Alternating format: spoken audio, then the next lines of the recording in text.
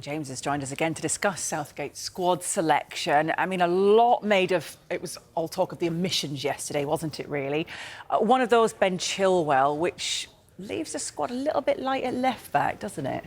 Yes, especially as this man, Gareth Southgate, said that Luke Shaw, who his first choice left-back is a long shot to make the tournament, which means at this stage, there's a real doubt whether England will have a recognised left-back in that 26-man squad. Now, Shaw hasn't played since February, so there's a huge doubt as to whether he'll be available at any point during the competition. So with no Chilwell, it looks like the only left-back cover that Gareth Southgate has in the squad he named yesterday is Kieran Trippier and Joe Gomez. Now, Trippier has played at left-back before, so that gives him the advantage. He's actually played 11 times at left-back for England across his 46 caps. And he's done it in really important games as well, as far back as 2020 against Iceland, but also in the last Euros in England. He started the first game ahead of Shaw and ahead of Chilwell. England kept a clean sheet in the victory against Croatia, and later in the competitions against Ukraine, he came on in place of Shaw at left-back. So he's done it before, and he did it at Wembley in October. England beat Italy 3-1. He was the left-back that night. So he's had an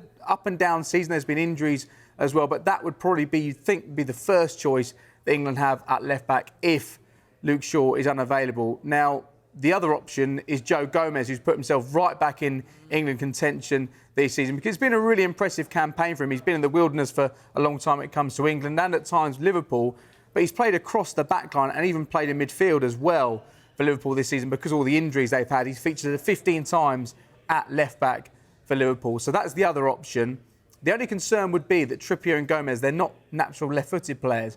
And you thought perhaps Rico Lewis, maybe Tyrick Mitchell, who's had a brilliant end to the season with Crystal Palace playing as a left fullback, could be the option there. But heading into this competition, there's a lot of excitement about England's attacking players, but there's real question marks about the defence. Yeah, and what about the midfield? And can we see a surprise inclusion in the final 26 in midfield, do you think? Well, it was really exciting, the names that were picked yesterday by Gareth Southgate. He's opted for youth over experience at times, and it could be a straight head-to-head between these two players, Curtis Jones and Adam Wharton. Now, Curtis Jones, Liverpool fans have been calling out for a long time for him to get England recognition. Now he has. And as for Adam Wharton, he's been a complete revelation since he joined Crystal Palace. Let's bear in mind, at the start of this year, he was battling towards the bottom of the Championship with Blackburn.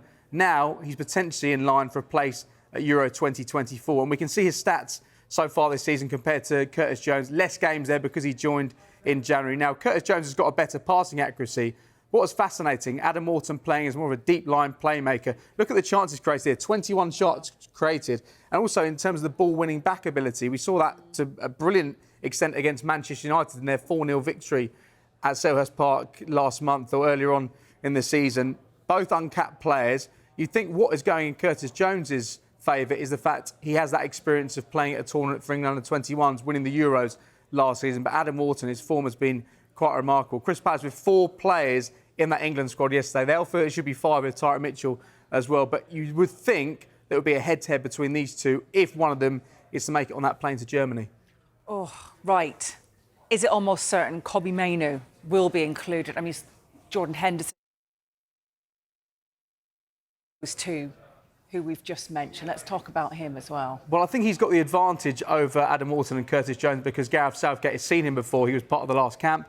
He won his first cap as well. It's been quite remarkable what he's done because we need to bear in mind he missed a large part of the start of the season due to an ankle injury. Yeah. But he started 24 matches for Manchester United in the Premier League, popped up with really important goals as well. He's shown his all-round ability. There have been times towards the end of the season where he's looked a bit tired, as has the United side, but back-to-back victories for United now. He's got a perfect opportunity to show his worth this weekend in the FA Cup final against Manchester City. It's been an incredible breakthrough campaign for Kobbie Mainoo, and he's really benefited now from Calvin Phillips and Jordan Henderson falling by the wayside slightly. Imagine that, and then heading into a Euros this summer as a young man. Nothing phases him, though, these days, does it, really?